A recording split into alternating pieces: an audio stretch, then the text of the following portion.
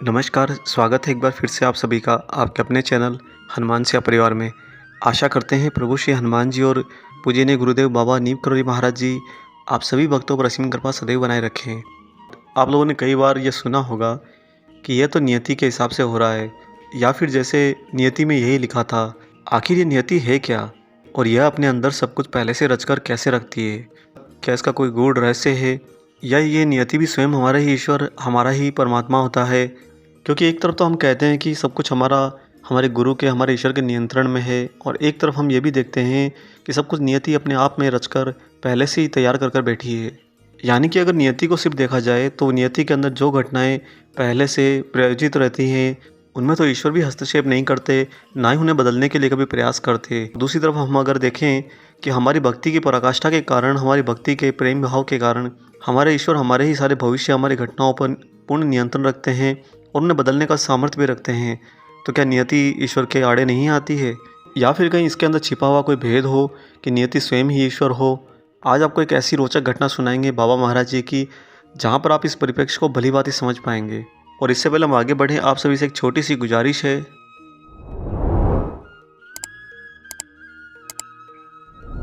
आइए अब ले चलते हैं आपको बिना देरी करे महाराज जी के इस बहुत ही अनूठे लीलामय वृतांत पर। दोस्तों, ये घटना है सन 1962 की, और नवंबर का महीना था। उस दिन 9 तारीख थी। दिन लगभग ढल चुका था, क्योंकि सर्दियों के अंदर दिन छोटे होते हैं और ठंड का प्रकोप पहाड़ी स्थल में काफ़ी बढ़ जाया करता है। अतः संध्या गिरने से पहले पहले सभी दूरस्थ भक्तगण बाबा महाराज जी का आशीर्वाद लेकर वापस लौट जाते। 1962 का वह समय था जब कैंची धाम का निर्माण कार्य जोरों शोरों पर चल रहा था, और उस समय महाराज जी भूमियाधार में ही विराजमान रहते थे। परंतु शीत ऋतु के कारण भूमियाधार में खूब ठंड पड़ गई थी। उस समय ब्रह्मचारी बाबा महाराज जी की सेवा में निरंतर रहते थे। अतः उस दिन 9 नवंबर के दिन ब्रह्मचारी बाबा सड़क के किनारे बैठकर अंगीठी सेक रहे थे, और वहीं महाराज जी अपनी कुटिया में स्थित विचार मग्न थे, अर्थात ध्यानस्थ थे। ब्रह्मचारी बाबा इस बात का पूर्ण ध्यान रखते थे कि अगर महाराज जी कोई आवाज़ लगाएं, कोई आदेश दें, तो वह तुरंत दौड़कर बाबा की सेवा में हाजिर हो जाएं। और इसीलिए ब्रह्मचारी बाबा देर रात तक जागते रहते थे। अभी ब्रह्मचारी बाबा अंगीठी के नज़दीक बैठकर आग सेक ही रहे थे कि इसी समय एक दुबला पतला आदमी वहाँ पर आया। ब्रह्मचारी जी ने बड़े ध्यान से देखा कि उसके हाथ पैर दोनों ही टेढ़े थे। सिर पर उसके लंबी लंबी गंदी होर की जटाएं थी। शरीर पर फटा पुराना सिप चितड़े थे। ऐसा लग रहा था कि शायद वो अपना बुद्धि का संतुलन खोए हुए है। तभी ब्रह्मचारी बाबा ने देखा कि वह आदमी चुपके से आकर ब्रह्मचारी जी के बगल में अंगीठी के पास ही बैठ गया। अभी ब्रह्मचारी जी इस नए आए विचित्र से साधु को निहार ही रहे थे कि इतने में ही महाराज जी जोर से आवाज़ करते हुए, आ गए हो, आ गए हो, अचानक से चिल्लाते हुए बाहर आए और अंगीठी के पास आकर बाबा महाराज भी बैठ गए। चूँकि ब्रह्मचारी बाबा महाराज जी का बहुत आदर सम्मान करते थे, अतः महाराज जी के आते ही ब्रह्मचारी बाबा उठकर नज़दीक ही खड़े हो गए। महाराज जी ने उस आगंतुक से पूछा कि कहाँ से आया है और कहाँ जा रहा है।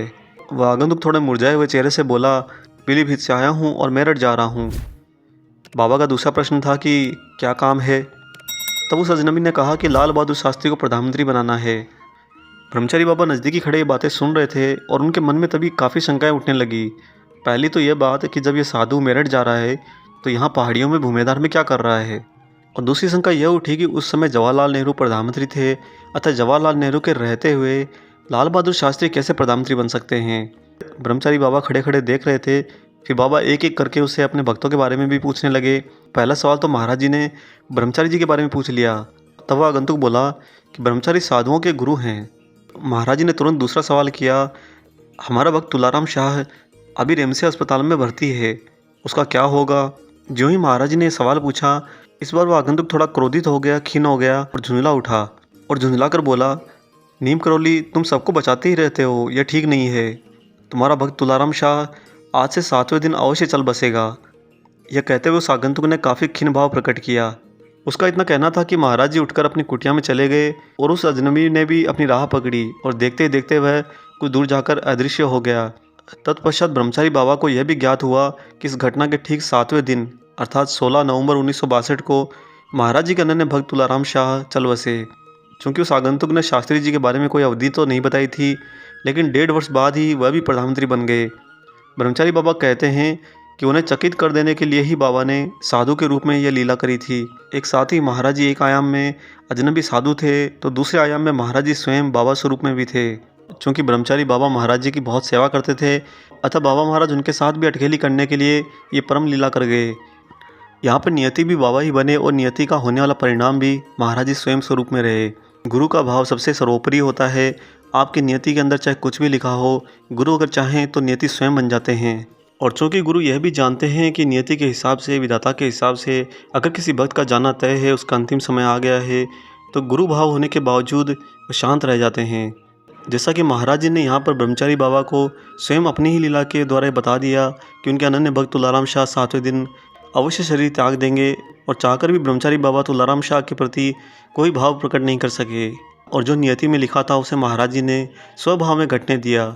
हाँ, ये बात ज़रूर है कि महाराज जी के भक्त होकर जब आप शारीरिक कर्म करते हैं तो उन कर्मों पर महाराज जी का पूर्ण नियंत्रण होता है, और ये शरीर त्यागने के बाद आपकी पूरी यात्रा में महाराज जी आपका मार्गदर्शन करते हैं।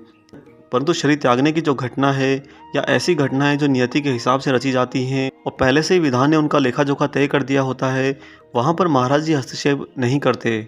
आज आप महाराज जी के इस वृत्तांत से ये भली बातें समझ गए होंगे कि अगर आपकी नियति में कुछ लिखा है तो वह भी स्वयं महाराज जी हैं, और उस नियति पर नियंत्रण पाने वाले और उसे मार्गदर्शन करने वाले भी बाबा महाराज जी ही हैं। अतः भगवान श्री बाबा नीम करोड़ी महाराज जी के श्री चरणों में सदैव नतमस्तक रहिए, समर्पित रहिए और सब कुछ उन पर छोड़ दीजिए। अगर आपका काल भी आएगा तो महाराज जी की इच्छा से वह आपको सप्रेम लेकर जाएगा, अर्थात वह महाराज जी के भक्त की जीवात्मा को कोई ज़्यादा कष्ट नहीं होने देगा। और साथ ही महाराज जी की भक्ति में रहते हुए जीवात्मा के सर्वोपरि स्वरूप को जानने की कोशिश कीजिए। ये भौतिक जगत बहुत ही तुच्छ और मात्र भ्रम से ज़्यादा कुछ नहीं है। एक ऐसा बुलबुला है जो जब फूलता है तो चमकता हुआ दिखता है, परंतु जब फूटता है तो कुछ नहीं दिखता। आशा करते हैं आज का यह अलौकिक प्रसंग आपको पसंद आया हो।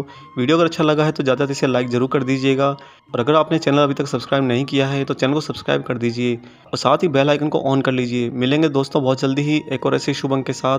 तब तक अपना और अपने माता पिता का संपूर्ण ख्याल रखिए और परम प्रभु श्री राम जी का निरंतर गुणगान करते हुए बाबा हनुमान और बाबा नीम करोड़ी महाराज जी की निस्वार्थ होकर सेवा करते रहिए। जय सिया राम।